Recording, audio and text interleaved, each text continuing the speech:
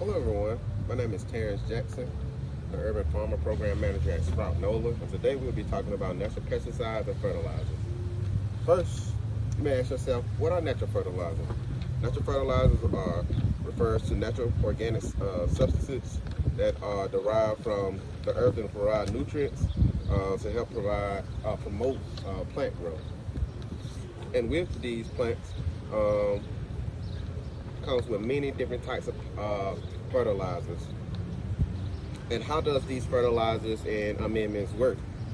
They gradually release the nutrients into the soil and maintains and balance healthy crops. They also gives energy and a source for microbes to improve soil health, soil structure, and crop growth. And there are many different types of fertilizers used for many different things. One of the many things that are used as fertilizers is animal manure. Animal manure can be split up into two categories, basically cold manure and hot manure. Why do we call it cold manure? Cold manure is manure that can be used directly into the garden without causing any harm, such as burning from excessive nitrogen to your plant. They slowly release nutrients. They also decrease the amount of manure that is needed in the next couple of years. And many of these manures are llama, alpaca, rabbit, and goat manure. All of these manures can be used directly into your garden. The next thing we'll be talking about is the hot manure. Hot manure is rich nutrient manure. It's slow release and quickly decomposed. This is considered hot manure because it goes through a composting process before it's actually introduced to the garden for your plants. These manures are high in nitrogen and sometimes can burn the plants that they're there to assist. So this can be chicken manure, horse manure, or cow manure. But disclaimer, and I tell all growers, if you're using manure, you want to make sure that you're composting all of your manure. With these many different farm animals come many different treatments and illnesses and many different things. And introducing manure from animals with different type of dewormer or these different medicines can cause harm to the soil health of your gardens or your rows. So you want to make sure that you compost your manure before actually applying it. This way you won't be introducing any pathogens or anything like that into your soils. And composting it is important because, number one, you want to reduce the pathogens, like I just said, in your soil. By introducing manure directly into your soil from the animals, you can introduce something harmful pathogens such as E. coli and salmonella, and you really don't want to do that and get people sick. The next thing is weed elimination. That's why it's important to compost also, because some of those animals may be eating grains and different weeds that you don't want to be introduced back into your gardens.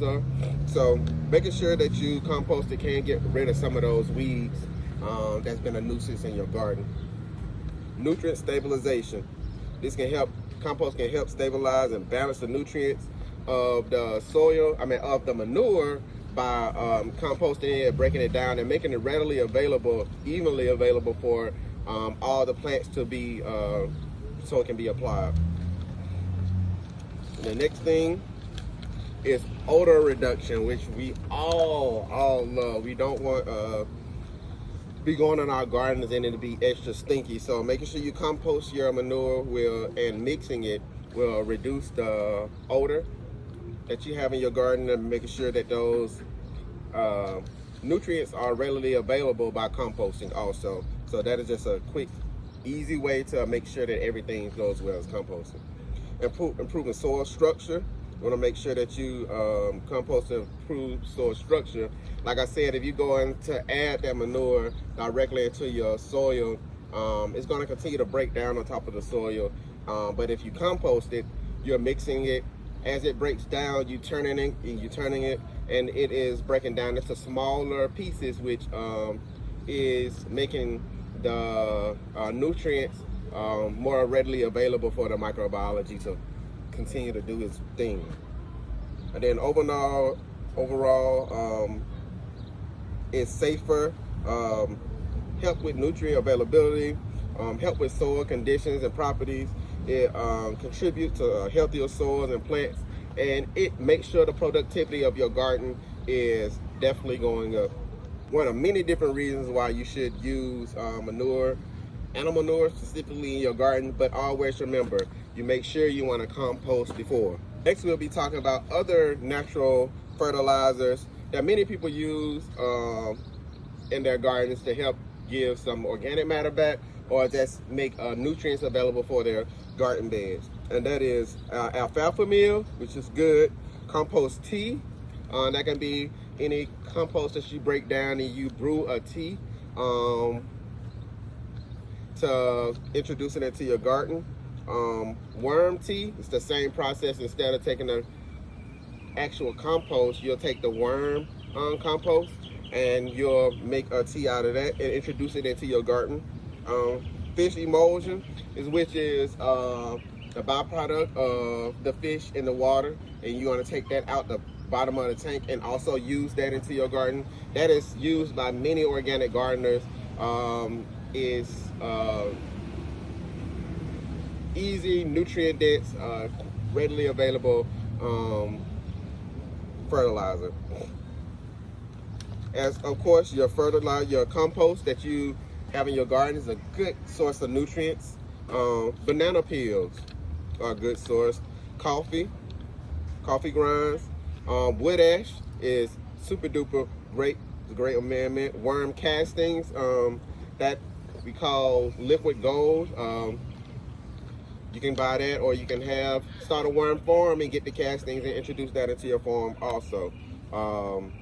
Seaweed fertilizers are great. Cover cropping is one of the most important things that you can do to reintroduce some of those nutrients back into the soil, add organic matter back into your soil, and give your garden a kickstart for it can be ready for that upcoming season. And comfrey. Comfrey is one of those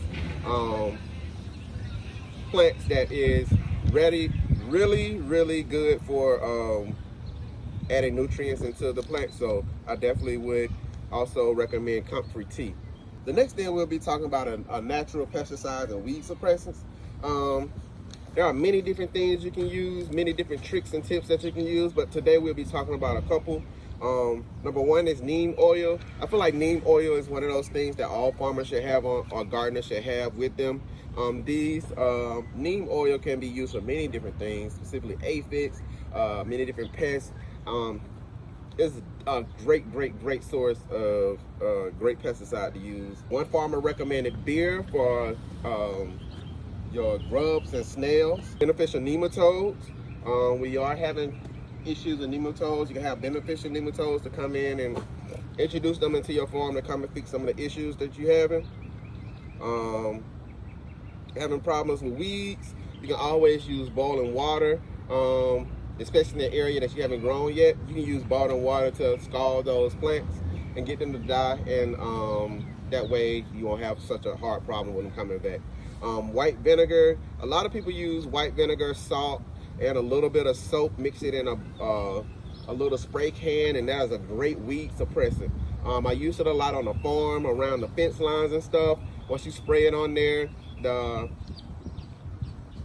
salt and white vinegar will help dehydrate those plants, and that soap will help make sure that it sticks to the plant. So that's a great weed suppressant. Like I said, is white vinegar, salt, soap, a little bit of water, mix it up in a spray jug, and you can just spray it on your weeds. It's a great weed suppressant.